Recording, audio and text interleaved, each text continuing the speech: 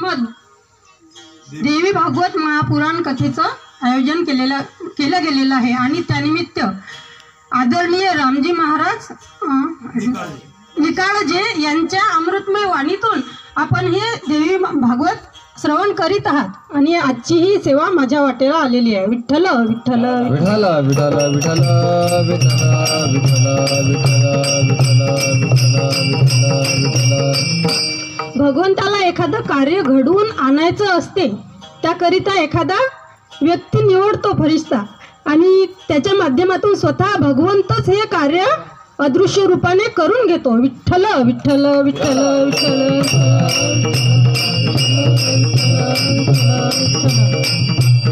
खरोखर तुकाराम महाराज म्हणतात की स्तुती अथवा निंदा करावी देवाची, मानवाची कीर्ती वर्णू नये. पण जर खरोखर जर कोणी चांगलं कार्य भगवत कार्य करत असलं तर तुका म्हणे सत्य कर्मा व्हावे साह्य, घातली या भय नरका जाणे. विठ्ठल विठ्ठल विठ्ठल विठ्ठल विठ्ठल विठ्ठल विठ्ठल. बरं, हा सप्ताह एवढ्या चांगल्या योगावर आला की एक नाही दोन नाही तीन पर्व काळ आले.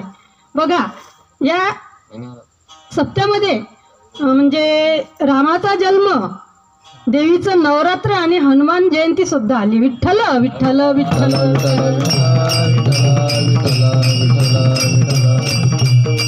आता देवीचं नवरात्र आहे आणि देवीची कथा आहे म्हणून आपण सर्वात प्रथम त्या देवीचं चरित्र थोडंफार वर्णन करू, नंतर अभंगाचं निरूपण करू. विठ्ठल विठ्ठल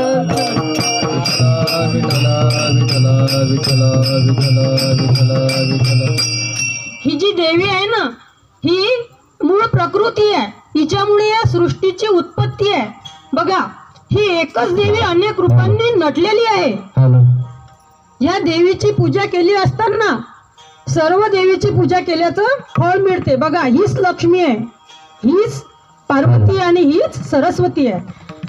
माणसाला तीन गोष्टीची आवश्यकता असते जीवन जगण्याकरता. एक म्हणजे पैसा, दुसरं म्हणजे ताकद म्हणजे शक्ती आणि तिसरं म्हणजे बुद्धी. तर ह्या देवीची जर लक्ष्मीच्या रूपाने उपासना केली, पूजा केली तर ती पैसा देते. ह्या देवीची जर पार्वतीच्या रूपाने पूजा केली तर ती शक्ती देते, बळ देते. आणि ह्या देवीची जर सरस्वतीच्या रूपाने पूजा केली तर ती बुद्धी देते. विठ्ठल विठ्ठल विठ्ठल.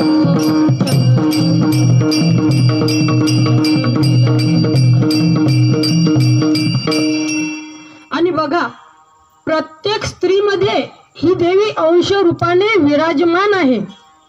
मग ती राधा असो, मीरा असो की मुक्ता असो. आपण म्हणतो ना, मुक्ताबाई नमो त्रिभुवने पावनी, मुक्ताबाई नमो त्रिभुवने पावनी. म्हण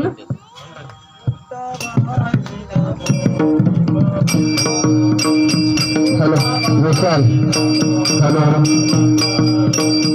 मुक्ताबाई नमो त्रिभुवन पावनी, मुक्ताबाई नमो त्रिभुवन पावनी, मुक्ताबाई नमो त्रिभुवन पावनी, मुक्ताबाई नमो.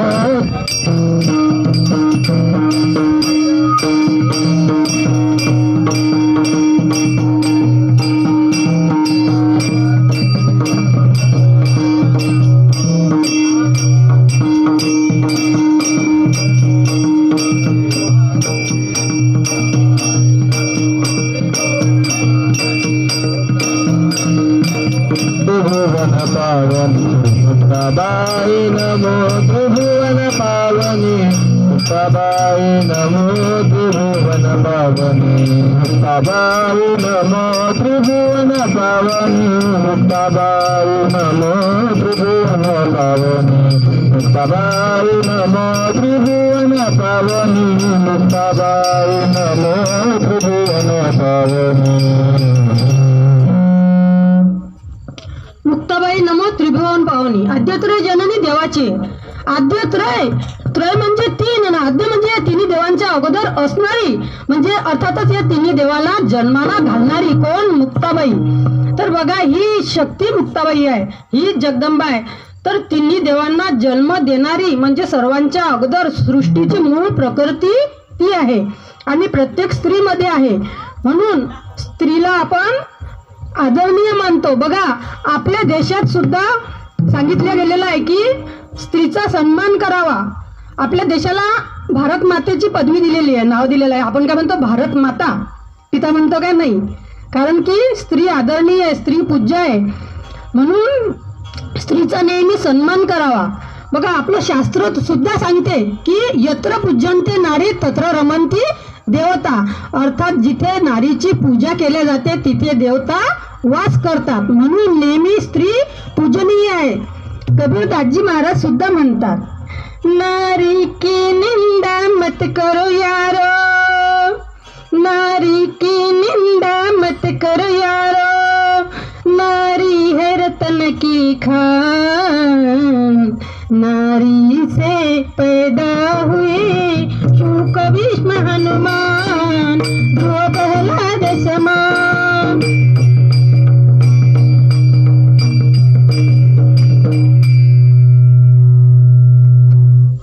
स्त्रीच्याच पोटी शुकासारखे ज्ञानवान, भीष्मासारखे प्रतिज्ञावान आणि हनुमानजी सारखे बलवान, तसेच ध्रुव आणि प्रल्हादासारखे महान भगवत भक्त जन्माला आले. म्हणून स्त्री ही पूजनीय आहे. विठ्ठल विठ्ठल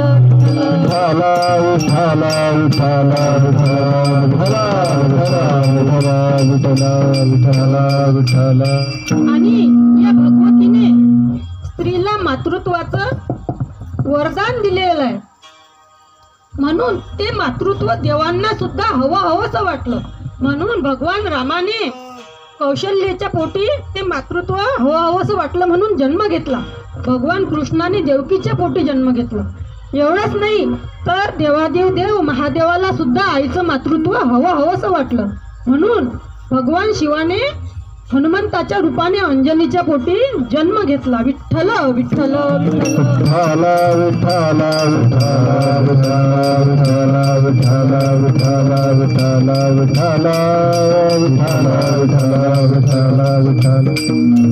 तर बघा आई आहे ना, आपली आई आपल्यासाठी देवताच आहे. पण आई असते तोपर्यंत आईचं महत्व कळत नाही आणि आई गेल्यावर ते महत्व कळल्याशिवाय राहत नाही. म्हणून रामदास स्वामी म्हणतात, आई म्हणून कोणी आई हाक मारी, ती हाक येई कानी मज होई शोककारी, नोहेच हाक माते मारी कुणी कुठारी, स्वामी तिन्ही जगाचा आई विना भिकारी. विठ्ठल विठ्ठल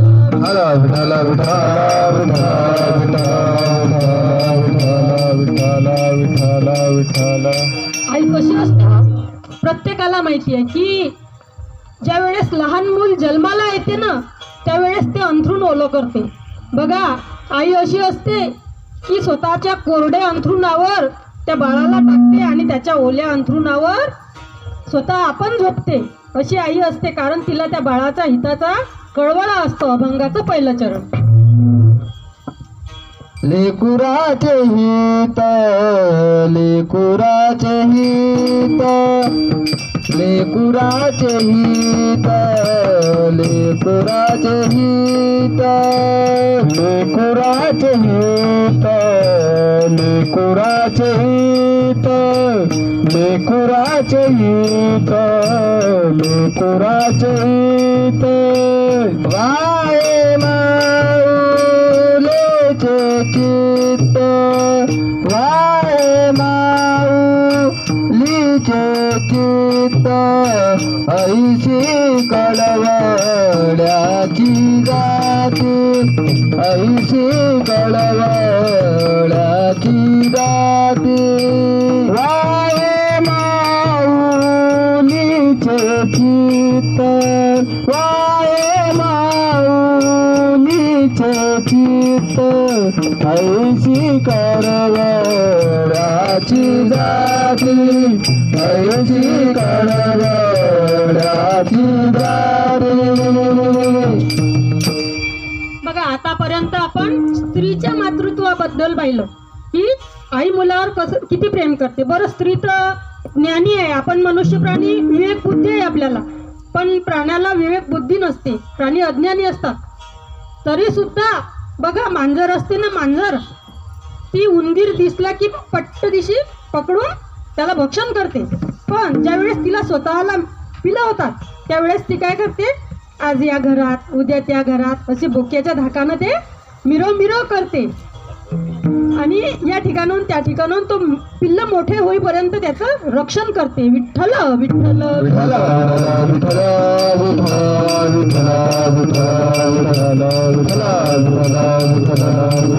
विठ्ठल.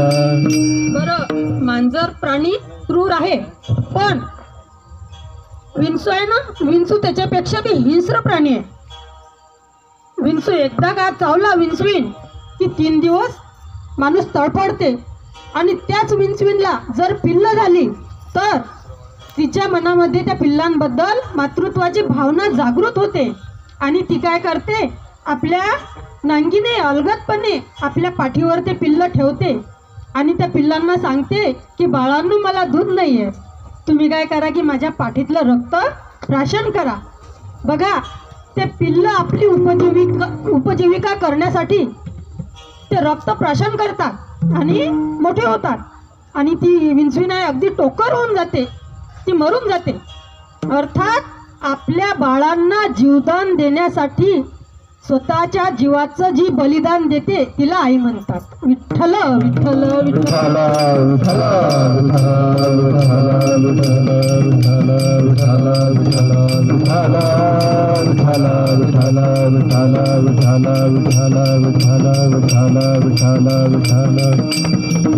तर अशा प्रकारे आपली वेळ कितीची सांगितलेली आहे? हां, बरं. तर अशा प्रकारे हिताचा कळवळा, काही स्वार्थ न ठेवता आई लेकरांबद्दल पाहत असते. अभंगाचं 3रं चरण.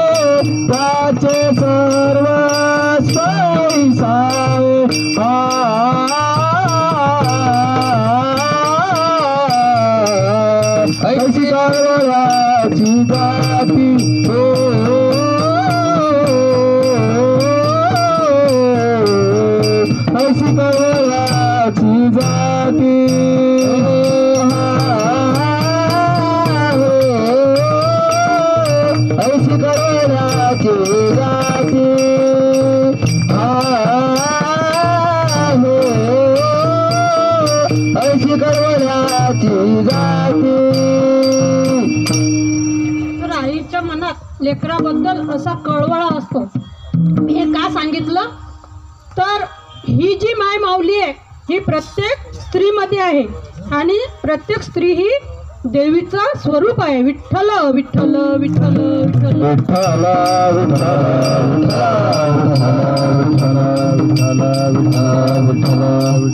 आपण नवरात्रामध्ये स्त्रियांची पूजा करतो. बघा, 9 कुमारिकांची पूजा करतो. 9 दिवस आपण काय म्हणतो, प्रथम शैलपुत्री च, द्वितीय ब्रह्मचारिणी, तृतीय चंद्रघंटेती, चतुर्थ कुष्मांडा, पंचम स्कंदमाता, षष्टम कात्यायनी, सप्तम कालरात्री च, अष्टम महागौरी, नवम सिद्धिदात्री च, नवदुर्गा नमो नमः. अशा प्रकारे कुमारिकांची, छोट्या छोट्या मुलींची पूजा करतो. म्हणून स्त्री ही देवी आहे. आणि सुवासिनींची सुद्धा पूजा करतो. तिला पण आपण म्हणतो पूजा करताना जयंती मंगला काली भद्रकाली कपालिनी दुर्गा क्षमा शिवा धात्री स्वाहा स्वधा नमोस्तुते. तर अशी ही आई आहे. आणि क्षमा हा गुण या स्त्रीच्या ठिकाणी आहे. विठ्ठल विठ्ठल विठ्ठल.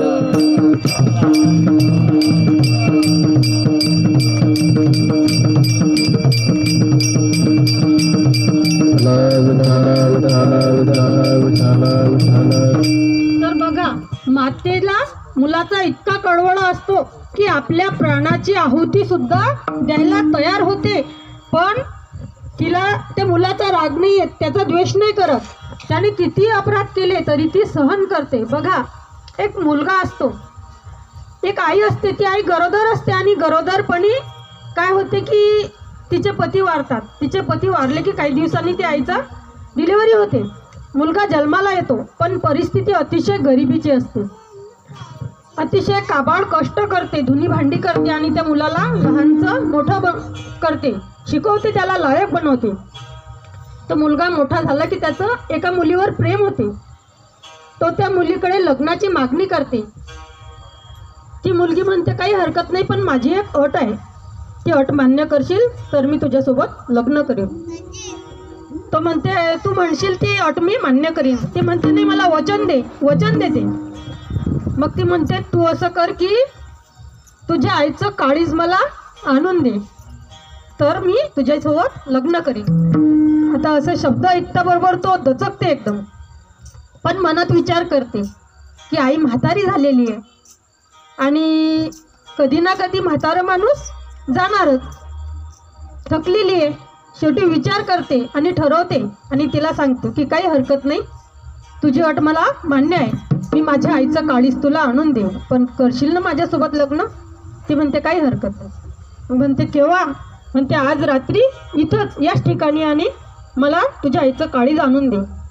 काही हरकत नाही म्हणते. घरी जाते. आईने स्वयंपाक बनवला असते, छानपैकी पुरणपोळी, आंब्याचा रस, छानपैकी जेवण करते आईसोबत. आई झोपी जाते. विठ्ठल विठ्ठल विठ्ठल.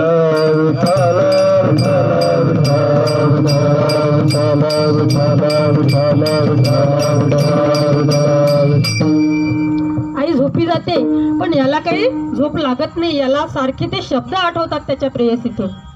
शेवटी उठते, धाडस करते, धारदार शस्त्र हाती घेते आणि जाते आईजवळ आणि आईच्या काळीजात ते शस्त्र खोसते, आईचा प्राण घेते. आई जोरात किंचाळी मारते. त्या ठिकाणी रक्तबंबाळ हाताने आईच्या काळीजातलं ते हृदयातलं ते काळीज बाहेर काढते आणि जाऊ लागते त्या प्रेयसीकडे सांगितलेल्या प्रमाणे. बघते इकडे तिकडे की कोणीतरी आपल्याला बघते काय, धडपडत चालते आणि जसा इकडे तिकडे बघायला लागते तशी त्याला ठेच लागते, दगडाची ठोकर लागून पडते. जसा पडते तसं आईचं काळीज हातातलं खाली पडते. त्यातून आवाज येते, बाळा तुला कुठं लागलं तर नाही ना? बघा, एक आईचं काळीज बोलते. तसंच उचलते, पळत जाते आणि त्या प्रेयसीला म्हणते, बघ मी तुझ्यासाठी माझ्या आईचं काळीज आणलं बघ. ती म्हणते, अरे वेड्या, तू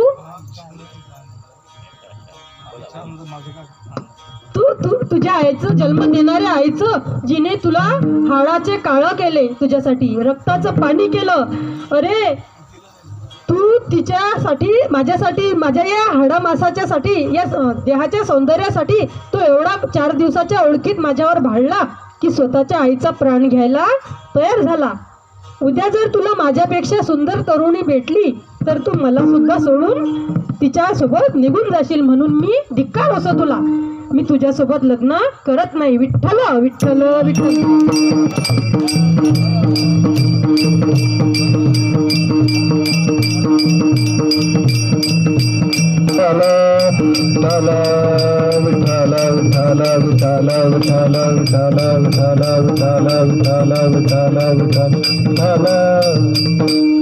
पश्चाताप होते. शेवटी परत जाते आणि धाय मोकलून रडते.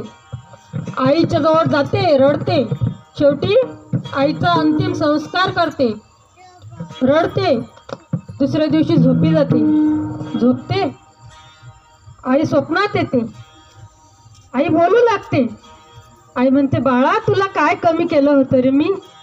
रे तुझ्यासाठी जीवन जाळिले रे बाळा तुला नाही पाणी पाजिले मी तुझ्यासाठी जीवन जाळिले रे बाळा तुला नाही पाणी पाजिले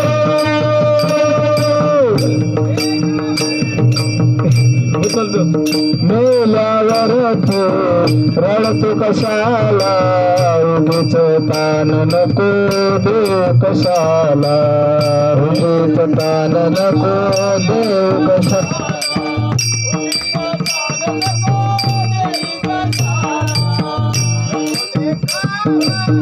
गौरवाला मोळला नाही कधी रुपया दुधाला मोळला नाही कधी रुपया दुधाला तुला पाहून डोळे लागले रे बाळा तुने आई बाबी बाजीले तुझ्यासाठी जीवन जाळिले रे बाळा तुने आई बाबी बाजीले तुझ्यासाठी जीवन जाळिले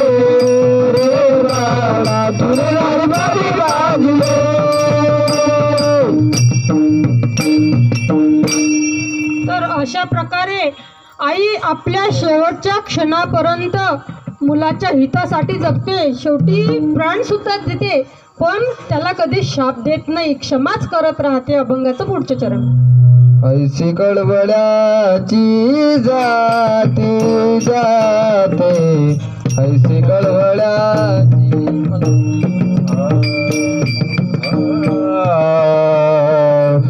तो का म्हणे माझ चौथं आहे ना दुसरं तिसरं झालं ऐशी कळवळ्याची जाती ऐशी कळवळ्याची जाती कळवळ्याची जाती ऐशी कळवळ्याची जाती करीला भाविना प्रीती करीला भाविना प्रीती करीला भाविना प्रीती ऐशी कळवळ्याची जाती ऐशी कळवळ्याची जाती ऐशी कळवळ्याची जाती ऐशी कळवळ्याची जाती.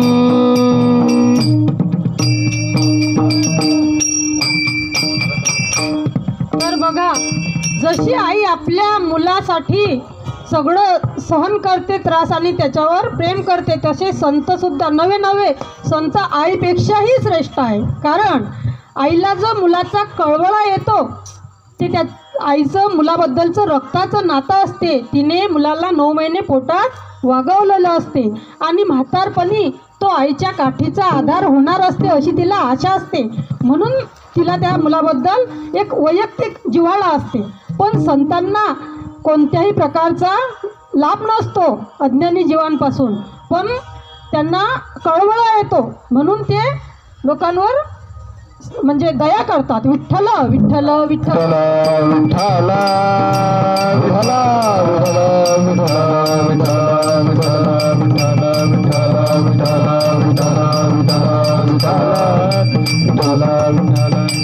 बघा, शांतीब्रह्म एकनाथ महाराज म्हणतात की आई मुलाला 9 महिने पोटात वागवते आणि 9 महिन्यानंतर पोटाच्या बाहेर टाकून देते.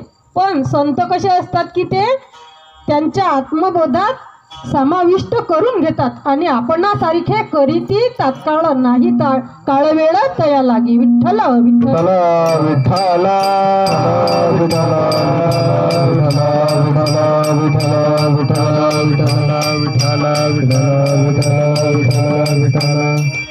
संतांना परिसाची उपमाही कमी पडते. बघा, परिस लोखंडाला सोनं करू शकते पण परीस नाही करू शकत, पण संत आपल्याला त्यांच्यासारखे करतात. विठ्ठल विठ्ठल विठ्ठल.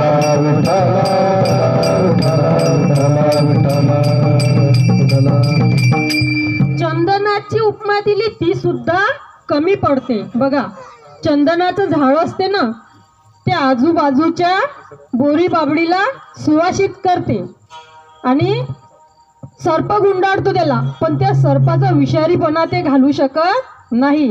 पण संत कसे असतात? माऊली म्हणतात, जे खळांची व्यंकटी सांडो, म्हणजे रती वाढो, भूता परस्परे जोडो मैत्र जीवांची. अर्थात ते संतांना लोकांचा दुष्टपणा घालून त्यांना सन्मार्गी लावण्याचं कार्य करतात. विठ्ठल विठ्ठल विठ्ठल विठ्ठल विठ्ठल विठ्ठल विठ्ठल विठ्ठल विठ्ठल विठ्ठल विठ्ठल विठ्ठल विठ्ठल विठ्ठल विठ्ठल विठ्ठल विठ्ठल विठ्ठल विठोबा रखुमाई विठोबा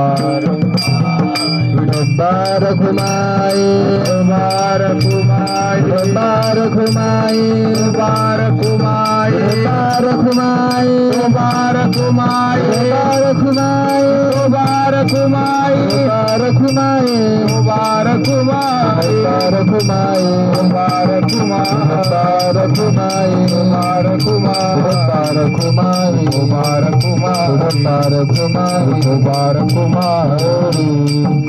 आपण बघितलं की संत आईपेक्षाही श्रेष्ठ आहे, पण नवे नवे संत देवापेक्षाही श्रेष्ठ आहे.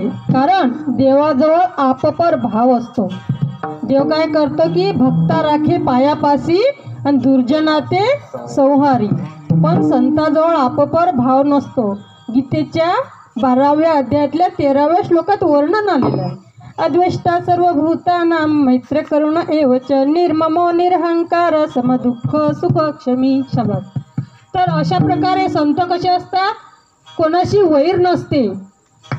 ते कोणत्याही परिस्थितीत समान दृष्टीने राहतात. विठ्ठल विठ्ठल विठ्ठल विठ्ठल विठ्ठल विठ्ठल विठ्ठल विठ्ठल विठ्ठल विठ्ठल विठ्ठल विठ्ठल विठ्ठल विठ्ठल विठ्ठल. बघा, एकदा भगवंताने नामदेव महाराजांना विचारलं की नामदेवा, कसं काय माझं महात्म्य कळलं की नाही? नामदेव महाराज म्हणतात, हो कळलं ना. कसं आहे? अरे मी किती महान आहे की मी सुदामाला सोन्याची नगरी दिली. अरे मी द्रौपदीला वस्त्र पुरविले आणि बघ किती श्रेष्ठ आहे मी. त्यावेळेस नामदेवराय महाराज म्हणतात की देवा, आम्हाला सगळं माहिती आहे, काही सांगू नको. त्या द्रौपदीने एक चिंदी बांधली बोटाला, त्यावेळेस तिला तू वस्त्र पुरविले. एक भाजीचं पान खाल्लं, त्यावेळेस तू काय केलं की 88 सहस्त्र ऋषींना भोजन दिलं आणि त्या सुदामाचे मुठभर पोहे खाल्ले. त्यावेळेस त्याला सोन्याची नगरी दिली. पण संत तसे नसतात. तर संत कसे असतात? दयाळू असतात, कृपेचे सागर असतात. विठ्ठल विठ्ठल विठ्ठल विठ्ठल विठ्ठल विठ्ठल विठ्ठल. मग सांग तरी संत कसे असतात? त्यावेळेस सांगतात की बघ देवा, दधीची ऋषी, त्या ऋषींनी देवांना हळदान केली. त्या वृत्रासुराचा वध होत नव्हता, त्याकरिता ते शस्त्र बनवण्याकरिता हळद दिली. तर इंद्रासाठी विठ्ठल विठ्ठल विठ्ठल विठ्ठल विठ्ठल विठ्ठल विठ्ठल. तो शिबी राजा, त्या शिबी राजाने स्वतः आपला मांस पारड्यात टाकला आणि पक्ष्याच्या भारोभार दिलं. आणि तो ससाना आणि तो कपोत पक्षी, ते दोघांचं भांडण चालू होतं. आणि ते आले, तो ससाना म्हणत होता त्या कपोत पक्षाला, मी तुला खाणार. आणि तो आला शिबी राजाच्या दरबारात आणि न्याय मागायला लागला की राजा, तू न्यायाधीश आहे, तर तू माझा जीव वाचव. राजाने त्याला अभय दिलं आणि सांगितलं की भिवू नको. त्यावेळेस त्यांनी सांगितलं की माझं भक्ष्य म्हणजे मांस खाणं आहे, त्यावेळेस मला मांस हो. राजा म्हणाला मांसच पाहिजे ना. त्याच्या स्वतःच्या अंगावरचं मांस दिलं. असे संत असतात, म्हणजे दुसऱ्यांच्या अकारण करुणा करणारे. बघा, एकदा स्वामी विवेकानंद आणि त्यांचे गुरु रामकृष्ण परमहंस हे गंगेवर आंघोळीला निघाले. आंघोळीला गेले गंगेच्या पात्रामध्ये, पण तिथे एक विंचू होता, तो पाण्यामध्ये गटांगडा खात होता. जे स्वामीजींचे गुरु होते ना रामकृष्ण परमहंस, त्यांनी बघितलं की तो पाण्यामध्ये डुबत आहे. त्यांनी उचलला आणि बाहेर काढलं. त्याने काय केलं की दंश मारला त्यांच्या हाताला आणि परत पाण्यात जाऊन शिरला. बघा, परत उचललं, काठावर ठेवलं परत त्याने दंश मारला आणि तो विंचू पाण्यात जाऊन बुडायला लागला. त्यावेळेस स्वामी विवेकानंद म्हणायला लागले की गुरुवर, हा विंचू सारखा पाण्यात जातो, तुम्ही बाहेर काढता, तो पाण्यात जातो, तुम्ही बाहेर काढता आणि प्रत्येक वेळेला तो तुम्हाला चावतो. त्यावेळेस गुरुवर काय म्हणतात की अरे चावणे हा विंचवाचा स्वाभाविक गुणधर्म आहे, पण चावणाऱ्यावरही दया करणे हा साधूचा स्वाभाविक गुणधर्म आहे. विठ्ठल विठ्ठल विठ्ठल विठ्ठल विठ्ठल विठ्ठल विठ्ठल विठ्ठल तर रामकृष्ण परमहंस म्हणतात की विंचू जर त्याचा वाईट गुण सोडत नाही तर मग आपण आपला चांगला गुण का सोडावा, असं तुकाराम महाराज अभंगाच्या 4थ्या चरणात. तुका म्हणे माझे, तुका म्हणे माझे, तुका म्हणे माझे, तुका म्हणे माझे, तुका म्हणे माझे, तुका म्हणे माझे, तुका म्हणे माझे, तुका म्हणे माझे, तुका म्हणे माझे, तुका म्हणे माझे, तुका म्हणे माझे, तुका म्हणे माझे, तुका म्हणे माझे, तुका म्हणे माझे, तुका म्हणे माझे, तुका म्हणे माझे. तुम्हा संतावर ओझे, तुम्हा संता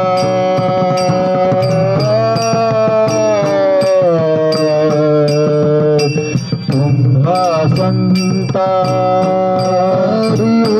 ओझे, तुम्हा संतावर ओझे, तुम्हा संतावर ओझे, तुम्हा संतावर ओझे. ऐशी करवराची गाली, ऐशी करवराची गाली.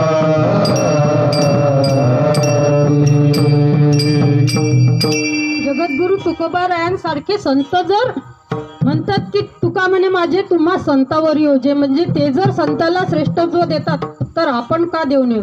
संतांशिवाय भगवंताची प्राप्ती होतच नाही, म्हणून स्वतः भगवंतही संतांना महत्त्व देतात. बघा भगवंत म्हणतात की एकनाथी भागवतामध्ये वर्णन आलेलं आहे. भगवंत म्हणतात जो त्या